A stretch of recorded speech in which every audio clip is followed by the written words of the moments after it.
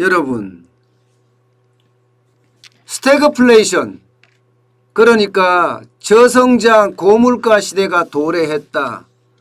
이미 세계는 그렇게 인정하는 분위기입니다. 예상했던 것보다가 보복 소비가 그렇게 크게 일어나지도 않았고요. 또 제조업에서 생산이 이제 정점을 찍었다, 이렇게까지 나오는 것을 봐서는요, 이게 결국은 저성장 구조로 가는 것 아니냐, 이렇게 우려하고 있습니다. 그만큼 시장 자체가 뭐라고 해야 되나, 불안하다, 이렇게 이야기해야 되는 거죠. 게다가 미국에 있는 유명한 경제학자들도요, 세계 경제의 생명 유지 장치로 겨우 생명 유지 장치로 버텨왔는데, 이게 델타 변이가 확산되면서 결국 경기 회복세는 종말을 맞는 것 아니냐, 이런 평가까지 지금 나오고 있는 실정입니다. 그만큼 델타 변이는요, 그 어느 때보다가 시장에 충격을 줄 것으로 그렇게 예상됩니다. 그렇지만요, 미국 증시는요, 어제 폭락을 했다가 오늘 반등을 하는 그런 모습을 보이고 있습니다. 다우산업지수만 하더라도 여러분, 어저께 2% 떨어졌죠.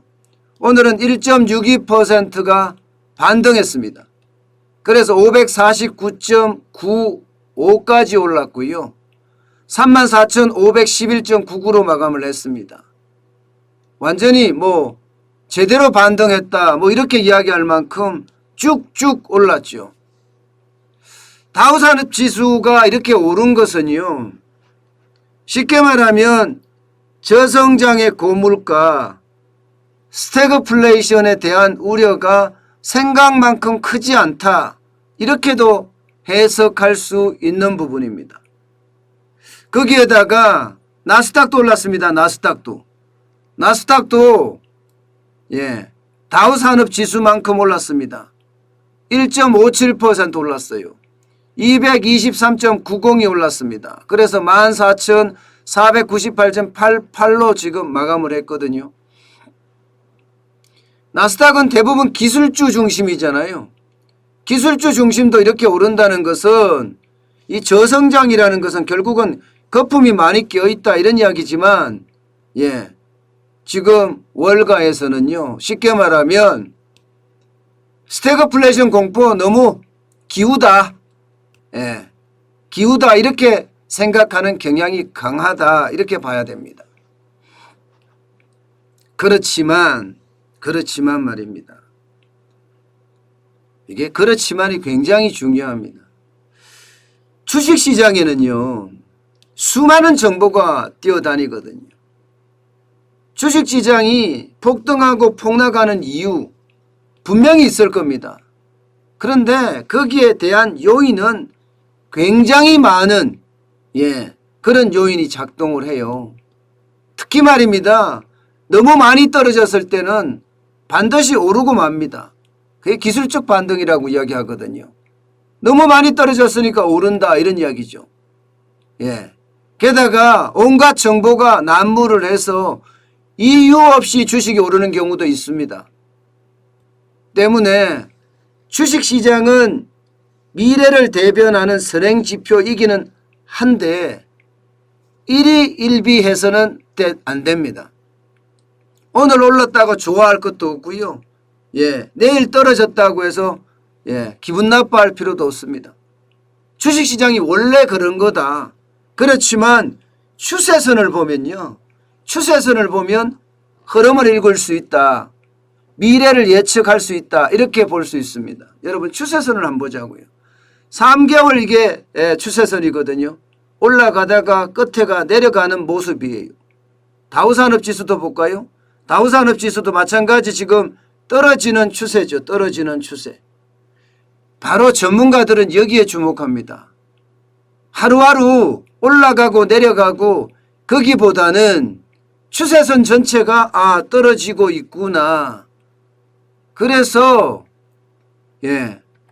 이 스태그플레이션 우려가 상존한다는 이야기입니다. 지금 하루 만에 반등을 했다고 해서 스태그플레이션에 대한 우려, 저성장, 고물가에 대한 우려가 사라졌느냐? 그렇지 않다는 거예요. 게다가 어저께 미국 주식이 떨어진 데는 이거잖아요. 델타 변이가 워낙 많이 지금 확산이 되고 있고 미국만 하더라도 하루 확진자가 3만 명이 늘어났다고 이야기할 정도잖아요. 그만큼 델타 변이가 전 세계 지배종으로 자리를 잡으면서 확산 속도도 굉장히 빠르게 지금 전파를 한다는 이야기입니다. 이것은 어쩌면요 경제에 충격을 줄 수밖에 없다. 이게 전문가들의 지배적인 이야기입니다. 일본만 하더라도 델타 변이 비율이 51.5%까지 올라갔죠. 미국은 59.7%입니다. 호주는 85.2%고요. 영국은 무려 99.1%입니다. 델타 변이가 결국은요 전 세계 지배종으로 되면서요 그게 자칫 잘못하면 델타 팬데믹까지 유발할 수 있다. 이런 지표들이 나오고 있습니다. 그만큼요 세계 경제는 스태그플레이션에 노출돼 간다. 이런 얘기예요. 실질적으로 미국의 금리 보세요. 물론 오늘은 좀 올랐습니다만은 1.197까지 내려갔습니다. 10년 만기 국채금리가. 여러분 우리가 이 10년 만기 국채금리를 보면 정확히 분명한 진실 하나를 알 수가 있습니다. 일반적으로 말입니다. 여러분 인플레이션이 크다. 인플레이션 우려. 물가가 많이 올라간다. 이렇게 생각하면요 사람들이 채권으로 몰리지 않습니다. 물가가 상승되기 때문에 그러면 현금 가치가 떨어지고 그러면 채권에서 주는 원금과 이자가 가치가 더 하락하기 때문에 채권의 매력도는 떨어지거든요.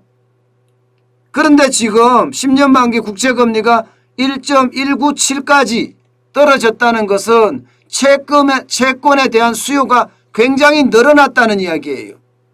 사람들이 안전자산으로 몰린다는 이야기입니다. 쉽게 말하면요 인플레이션에 대한 우려보다는요 경제가 꼬꾸라지는, 다시 말해서 경기가 둔화되는 스태그플레이션의 공포가 더 크다는 이야기입니다. 스태그플레이션에 대한 공포가. 채권을 사면 인플레이션의 우려가 크면 내가 이자를 좀 더 받더라도 돈의 가치가 떨어졌기 때문에 실질적인 매력도는 떨어진다는 겁니다. 그런데도 채권으로 몰리는 이유는 이게 피크아웃이라고 해서 경제 성장률이 피크를 찍고 지금 내려가고 있는 것, 그래서 경기가 나빠지고 있는 것 아니냐, 이런 해석이 지금 가능하거든요. 그만큼요 안전자산으로 몰리는 그런 확률들이 더 커진다, 이렇게 봐야 되고요. 여기에다가 유가도 보면 오늘은 좀 올랐지만 전체적으로는 떨어지는 분위기예요. 이게 전 세계 제조업이 좋아진다면 공장을 돌려야 되니까 기름이 많이 필요하잖아요. 경기가 좋아진다면 사람들의 이동이 많으니까 기름이 필요합니다. 기름에 필요한 수요가 늘어나면 그죠? 당연히 가격은 올라갑니다. 지금 국제유가 100달러까지 올라간다 했지만 사실 서부 텍사스는 중진유 1월 4일날 47.62달러였었거든요. 그리고 7월 2일날 정점을 찍었습니다. 75.16달러로 배럴당. 그러다가 66.42달러까지 떨어졌단 말입니다. 이것은요 제조업의 어떤 성장률이 떨어진다는 이야기고요. 또 하나는요 유가가 이만큼 떨어진다는 것은 델타 변이 때문에 사람들의 이동이 줄어들 수 있다는 이유고요. 마지막 하나는요 이제 오펙 회원국들, 쉽게 말하면 산유국들이 증산에 동의했다. 더 많이 공급하겠다. 예, 그런 것까지 세 가지가 지금 동시에 몰렸기 때문에 떨어진다. 이렇게 봐야 되거든요. 그만큼요, 아직까지 시장을 보기에는요, 예, 굉장히 위험천만한 외줄타기로 봐야 됩니다. 당장 비트코인 떨어지는 거 보세요. 비트코인.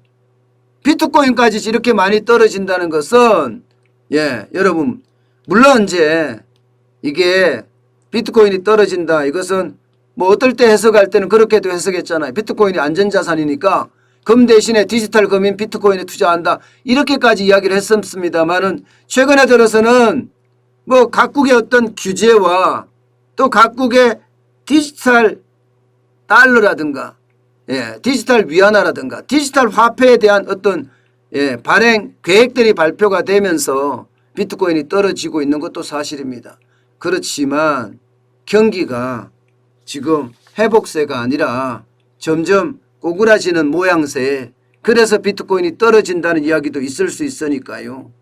그만큼요, 시장은 지금 굉장히 변화무쌍하다. 이렇게 보는 거죠. 결국은요, 성장률이 계속 떨어진다는 지표들만 지금, 예, 여러분들에게 말씀을 드렸잖아요. 반면에 소비는 지금, 예, 소비자 물가는 계속 올라가고 있습니다. 5월만 하더라도 전년동월 대비해서 5.4%까지 올라갔어요. 미국의 소비자 물가가 말입니다. 대한민국도 마찬가지입니다. 소비자 물가가 2.4%, 예, 3개월 동안 2%대를 기록하고 있죠. 3개월 동안. 이것은요, 물가가 지금 고공행진한다 이런 얘기예요. 물가가 고공행진한다. 생산은, 성장이 점점 쪼그라들고 있고 물가는 계속해서 올라간다. 딱 뭐 스태그플레이션의 전형적인 모양새잖아요. 게다가 말입니다. 게다가 고용이 좋아져야 되는데 보시다시피 미국의 고용이 지금 정책이라고 이야기할 수 있습니다. 정책이. 그렇게 많이 올라가지가 않아요. 6월 달에도 좀 개선된다고 하지만 5.9%예요. 이게 4% 이하로 떨어지기를 통화당국도 그렇고 엄청 기다리고 있지만 사실 안 떨어지고 있습니다. 예, 실업률이 올라가는 게 실업수당에 $100, $200를 얹어줘서 그렇다. 주당 한 $200 얹어주죠. 얹어줘서 그렇다. 이런 말도 있었지만 그런데 실업률이 그래도 안 떨어지기 때문에 높아도 너무 높다. 결국은 생산 쪽에서 지금 제대로 사람들을 받아들이지 못한다는, 예, 다시 말해서 일자리를 그만큼 많이 만들지 못한다는, 예, 그런 해석도 가능한 부분입니다. 결국 말입니다. 누가 뭐라고 하더라도 전체적으로는요, 델타 변이의 충격으로 인해서, 예, 이게 스태그플레이션으로 가고 있다. 이렇게 해석할 수가 있습니다. 문제는 여러분, 문제는 대한민국입니다. 지금 미국의 어떤 경제 지표들을 봤을 때 성장도 꼬꾸라지고 있고요. 물가는 올라가고 있고요. 그야말로 스태그플레이션의 어떤 모양새가 계속 나오고 있잖아요. 대한민국은 이 모양새가 훨씬 더 심각합니다. 기본적으로 말입니다.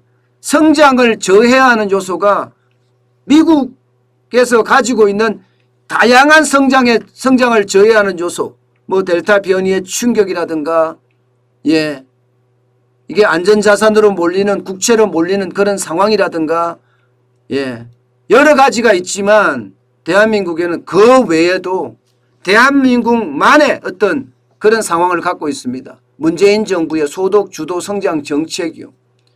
저는 이것이요, 결국 스태그플레이션을 더 빨리 끌고 갈 거다 이렇게 봅니다. 최저임금 올랐죠. 주 52시간제 도입했죠. 여기다가 세제 혜택 없앴지요. 비정규직에 정규직화 시켰지요. 기업을 적폐 세력 삼아서 그야말로 조지고 또 조지고 있단 말입니다. 그러는 바람에 기업 입장에서는 비용이 천정부지로 올라갑니다. 미국하고 상황이 다르게 말입니다. 우리만의 비용이 그만큼 많이 올라간다는 거예요. 그러면 최종 물가의 가격을 올릴 수밖에 없다. 최종 물가의 가격, 최종 제품의 가격을 올리면 결국 어떻게 되겠습니까? 이것은요, 미국보다 더 심한 스태그플레이션에 대한 위험에 노출되어 있다. 이런 이야기입니다. 게다가 우리는 지금 바닥이 지금 무너지고 있어서 일자리가 안 만들어져요. 정부가 억지로 만드는 일자리밖에 없어요. 세금 일자리밖에 없어요. 어디 그뿐입니까? 곡물값 오르죠. 원자재값 오르죠. 예. 미국은 곡물값이나 원자재값은 자체 생산도 굉장히 많이 하기 때문에 그만큼 경제에 미치는 영향이 덜 미칠 수 있지만 대한민국은 그렇지가 않습니다.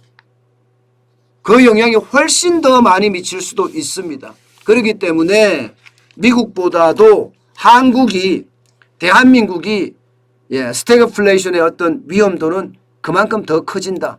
저는 그렇게 해석할 수 있다고 봅니다.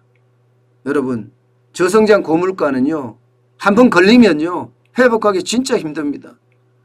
디플레이션도 힘들지만 디플레이션이 저성장 저물가잖아요. 이것도 힘들지만 저성장 고물가도 진짜 힘듭니다. 저는 이런 상황이 우리 경제에 닥치면 우리 경제가 과연 버틸 수 있을 것인가? 저는 그것을 굉장히 우려합니다.